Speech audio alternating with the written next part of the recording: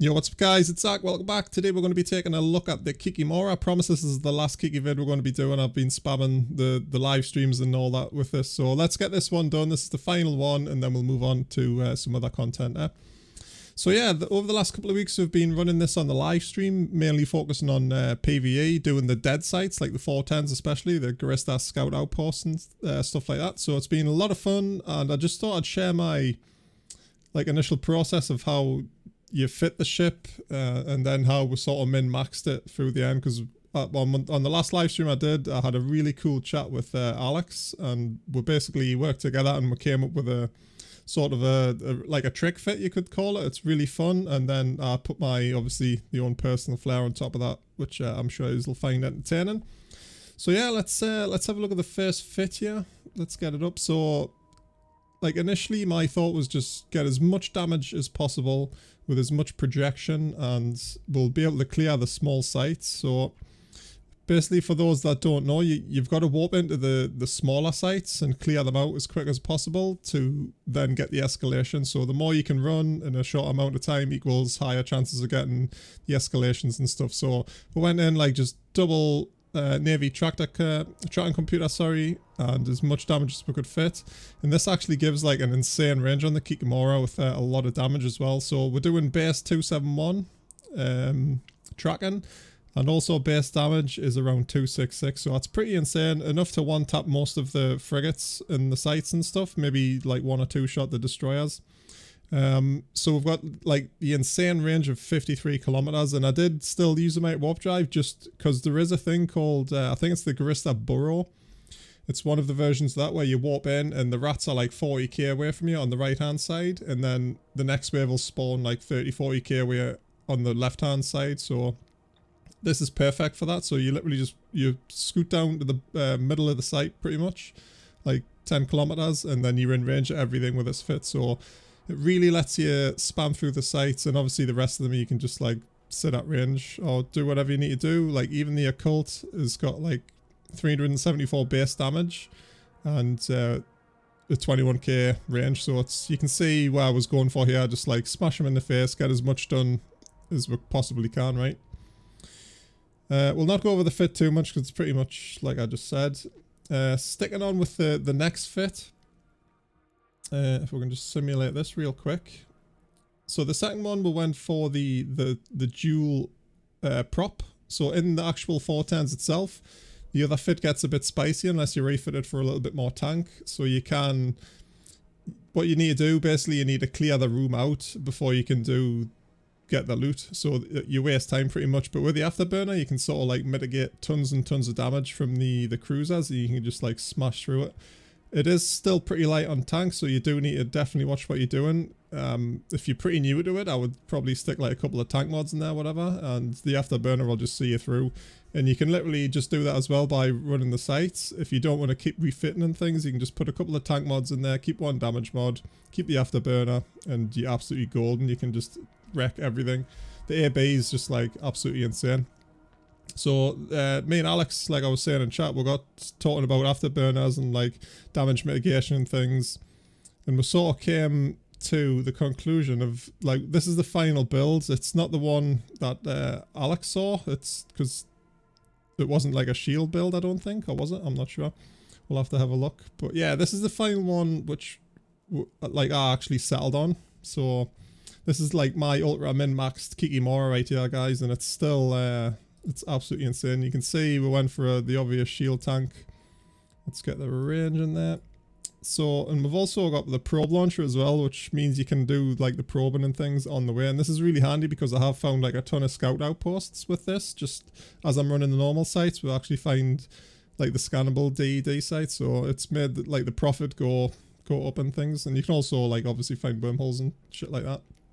There's no refitting with this. You can just use it as an all-in-one. So we've got the Sisters Core Probe Launcher, the Veles Light Entropic Disintegrator, Pithy small shield boost, that's pretty much the best one you can get, and the Gistii B, so a 10mm Afterburner. Now this lets you just go ridiculous amounts of speed with no drugs and everything. You can go 2.4, and, well, just under 2.3. That's really quick for a destroyer, with Afterburner. So the whole like process was like, let's not take damage, let's just like orbit at range with the Mystic. So we're still at like 47k.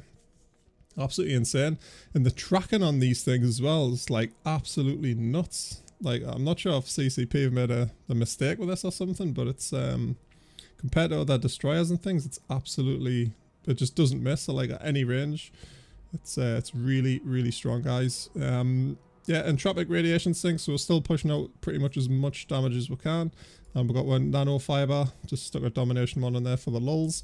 Bit of tank, we did originally have this as a polycarb. I was chatting to Alex about it, but I switched this to a bit tank because really for the amount of time we're actually using the Afterburner, it's not really, you don't need to be like turning like quick or whatever. Obviously when you use an oversized prop on a ship, it becomes just like a fat bus, right? It just doesn't turn at all. So the polycarb definitely helps, but I think the Kinetic shield reinforcer is a bit more helpful, because like on the shield fits, you can see that because it's like an armor tank base ship, the buffer on the shield is absolutely tiny, and that's a thing with all the trig ships I noticed when I was messing around with the Gistii, like actual odd shield booster and stuff. So that's a vid coming up.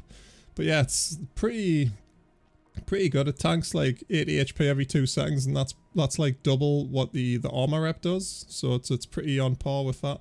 So yeah, as long as you're just careful, you know. I mean, if you're sitting still in a full spawn of a 410, you might get pushed like over the limit, I would say, but obviously no one's going to be doing that. So yeah, a bit of tank res, and the ancillary current router 2 and the 1. So this is what you could change, guys. So if we just look at my pod here a sec. So we do have Genos in. We've got like quite a bling pod as well. So the Genos actually allows this fit to fit. So if you haven't got Genos, what you can do is just drop the shield reinforcer down to a T1 or whatever you're going to put in there. It's pretty like a flex slot. So drop that down to a T1, and that'll allow enough calibration for another T2 ancillary current router, and then all you're going to need then is a EG601, so literally just a 1% implant. I've only got this 3 in because it was just sat there. So this is my old Macarial clone pretty much. It did become my Varga clone, but we're just obviously because of the Genos. Like these Genos, I need to do a video on these because these are just so good for PvE ships, right? Just like messing around, unless you're going for like a crystal set or something like these. You should always have these in. They're just absolutely amazing. So yeah, the implants, we've got the AG603, again not needed, we can just use the 1. We've got the 7% tracking bonus, or 6% tracking bonus this one gives me. Yeah, 6%, which obviously we do not need like at all on these Kikimoras, they're just nuts. And we've got cap for 6%, it's pretty much yada yada, don't need that either. Surgical strike 906, this being like probably the most important. So this is multiplier bonus damage, so 6%, but I think I would probably switch that out actually if I was making like a full Kikimora pod. It would probably be the RF 906, I think it is it the RF? Let's have a look.